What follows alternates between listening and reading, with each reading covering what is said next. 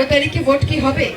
12 তারিখে ভোট না হওয়ার কি আছে? সরকার ভোটের জন্য প্রস্তুত, ইলেকশন কমিশন প্রস্তুত, রাজনৈতিক দলেরা প্রস্তুত, ভোটারেরা প্রস্তুত।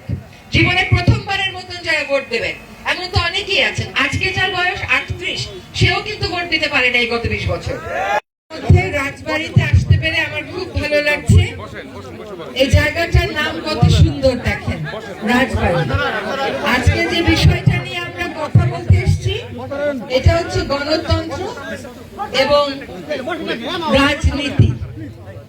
তো আমরা আপনাদের কাছে খুব সাধারণ কিছু আবেদন নিয়ে এসেছি। আপনারা যদি আমাদের কথাগুলো একটু মন দিয়ে শোনেন, নিজেরা চিন্তা করেন, তারপর নিজের ভোটাধিকার প্রয়োগ করেন, তাহলে জুলাই আগস্টে আমাদের যে সমস্ত সন্তানেরা নির্ভীক চিত্তে পরিবর্তিত গণতান্ত্রিক উদার একটা বাংলাদেশ দেখার জন্য প্রাণ দিয়েছে, তাদের স্মৃতির প্রতি আমরা যথাযথ সম্মান প্রদর্শন করতে সক্ষম হব। আগামী 12ই ফেব্রুয়ারি 2026 আমাদের সাধারণ নির্বাচন অনুষ্ঠিত হবে, একই সাথে গণভোটও অনুষ্ঠিত হবে। সাধারণ নির্বাচনে আপনারা 300 আসনে আপনাদের সংসদ সদস্য নির্বাচিত করবেন। এই সংসদ সদস্য আপনারা কেমন করে নির্বাচিত করবেন তার উপর নির্ভর করবে আগামী 5 বছর দেশ কিভাবে পরিচালিত হবে সেটা। আমরা যদি মনে করি ভোটাধিকার শুধুই একটা অধিকার, এটা ঠিক উপলব্ধি না। ভোটাধিকার অধিকারের পাশাপাশি একটা দায়িত্ব। আপনি কেমন জনপ্রতিনিধি নির্বাচন করেন, কতটুকু দায়িত্বশীলতার সাথে তা করেন, ব্যক্তি স্বার্থ দলীয় স্বার্থের চিন্তা বাদ দিয়ে জনস্বার্থে জাতীয় স্বার্থে কতটুকু চিন্তা করেন, সেটার উপর নির্ভর করবে আপনি কেমন নেতার নির্বাচন করবেন তা। এখন আপনি একজন নেতাকে ভোট দিয়ে জয়ী করবেন আর 5-6 মাস পরে বলা শুরু করবেন আমার নেতা ভালো না, এটা কিন্তু হবে না। আপনাকে প্রথম থেকে চিন্তা করতে হবে যে নেতার জন্য আপনি ভোট দিচ্ছেন সেই নেতা আসলে দেশের মঙ্গলের জন্য কাজ করবে কিনা। সাধারণ নির্বাচন নিয়ে এইটুকুই আমাদের বক্তব্য। এবার গণভোটের প্রশ্ন আসি।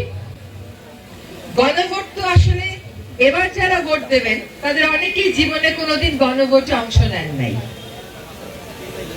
গণভোট হচ্ছে আপনারা সকলে মতামত দেবেন, আপনারা আগে যেভাবে চলতেন সেইভাবেই চলবেন নাকি আপনারা একটা পরিবর্তিত বাংলাদেশ চান।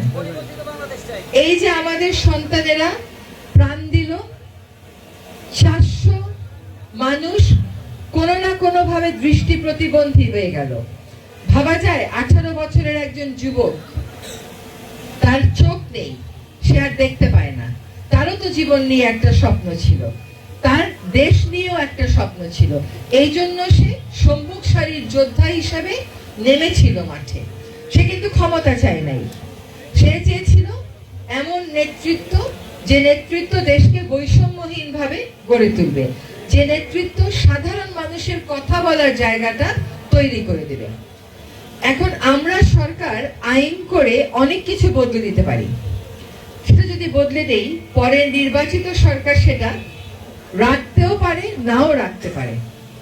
যার জন্য আমাদের সরকার কি করেছে, কোথায় কোথায় সংস্কার দরকার জনগণকে ক্ষমতায়িত করতে, কোথায় কোথায় সংস্কার দরকার প্রশাসনকে জনমুখী করতে, কোথায় কোথায় সংস্কার দরকার বিচার বিভাগকে স্বাধীন করতে, কোথায় কোথায় সংস্কার দরকার ক্ষমতার ভারসাম্য আনতে, কোথায় কোথায় সংস্কার দরকার ক্ষমতার দৌড়ে অংশগ্রহণের দৌড়ে যারা পিছিয়ে থাকেন, যেমন আমাদের নারী সমাজ, যেমন আমাদের অন্যান্য ক্ষুদ্র নৃগোষ্ঠী যাদেরকে আমরা বলি, এই জিনিসগুলো চিহ্নিত করার জন্য কমিশন করেছেন। তারা দিনের পর দিন সকল রাজনৈতিক দলের সাথে কথা বলেছেন, তারপরে ঐক্যমতের ভিত্তিতেই জুলাই সনদ স্বাক্ষরিত হয়েছে। ওই জুলাই সনদেও কেউ সব ব্যাপারে এক হয় নাই, কিছু কিছু ব্যাপারে দ্বিমত ছিল, এটাই তো গণতন্ত্র। এখন এখন ওই জুলাই সনদের উপর ভিত্তি করে কতগুলো প্রশ্ন ঠিক করা হয়েছে। কেউ সাহস করে প্রশাসনে ভালো কথা বলতে চায় না, বলতে পারে না। তার কারণ হচ্ছে তাকে সবসময় তার ক্ষমতাসীন দলকে খুশি রাখতে হয়।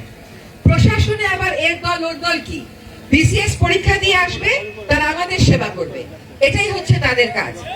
এখন ওই যে সরকারি কর্ম কমিশন, এইখানেও কিন্তু এখন থেকে খালি সরকারি লোক থাকবে না, বিরোধী দলের লোকও থাকবে। সংসদে খালি স্পিকার থাকবে না, ওই মমতাজ এসে গান বাজাবে আর গান শোনাবে, তা হচ্ছে চামচামি গান, এইসব হবে না। কিরকম কথা হবে, এখানে ডেপুটি স্পিকার হবে বিরোধী দল থেকে।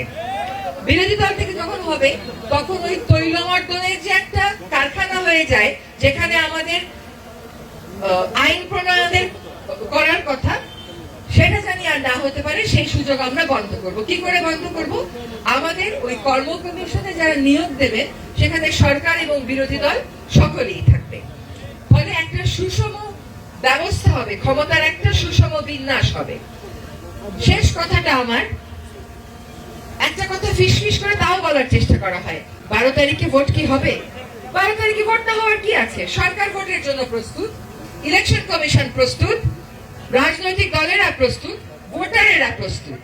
জীবনে প্রথমবারের মতন যারা ভোট দেবেন, এমন তো অনেকেই আছেন, আজকে যার বয়স 38, সেও কিন্তু ভোট দিতে পারে নাই গত 20 বছর। তো এই জীবনে প্রথমবারের মতন ভোট দিতে মানুষ মুখিয়ে আছে। তারপরেও কানে কানে এই কথা কেন জিজ্ঞেস করা হয়? কারণ ওই যে পতিত স্বৈরাচার 16টা বছর ছিল, সে সমাজের সব জায়গায় তার লোক রেখে গেছে। তার লোকেরাই এই বাতাসটা ছড়িয়ে দেয়। তাইলে কি ভোট হবে? তাইলে কি ভোট হবে? জাতি প্রস্তুত, ইলেকশন কমিশন প্রস্তুত, প্রশাসন প্রস্তুত, সরকার প্রস্তুত, রাজনৈতিক দলেরা প্রস্তুত, ভোটারেরা প্রস্তুত। তাহলে কেন ভোট হবে না? কার মনে এই প্রশ্ন আসে এবং কেন এই প্রশ্ন আসে? যখন এই প্রশ্ন আসে তখন নাগরিক হিসেবে দাঁড়িয়ে যাবেন আর বলবেন অবশ্যই ভোট হবে, আমাদের দেশে আমাদের নেতা আমরা নির্বাচন করব। আরেকটা হচ্ছে পতিত স্বৈরাচারের লোকেরা যেখানে যেখানে আছে, তারা দেশে একটা ভয়ের আবহ তৈরি করতে চায়। তারা মুখিয়ে আছে আইন শৃঙ্খলা পরিস্থিতির অবনতি ঘটাতে। যদি তাদেরকে ভয় পান তাহলে কিন্তু মনে রাখতে হবে জুলাই আসতো না। আপনারা চোখের সামনে ভাসান ওই বাচ্চাটাকে যে তার বন্ধুর লাশটা টানছিল, পুলিশ দুইটা বিল্ডিং এর মাঝখান থেকে এসে আবার গুলি করলো, তখনও সে তার বন্ধুর লাশকে ছেড়ে যায় নাই, কারণ তার কাছে বন্ধুত্ব বড়। তার কথা মনে করে আমাদের কাছে দেশপ্রেম বড় রাখতে হবে। এবং সেই ছেলেটা কিন্তু তার বন্ধুর লাশটা টানতে থাকলো। সেই ছেলেটার কাছে কি জবাব দেবেন যখন ওই পতিত স্বৈরাচারের দেখানো ভয়ে ভীত হয়ে যাবেন? পতিত স্বৈরাচারের দেখানো ভয়ে ভীত হওয়ার সুযোগ নাই। ঐক্যবদ্ধভাবে এই যে ভয় সৃষ্টি করা, এই যে সংশয় সৃষ্টি করা, এটার বিরুদ্ধে দাঁড়াতে হবে।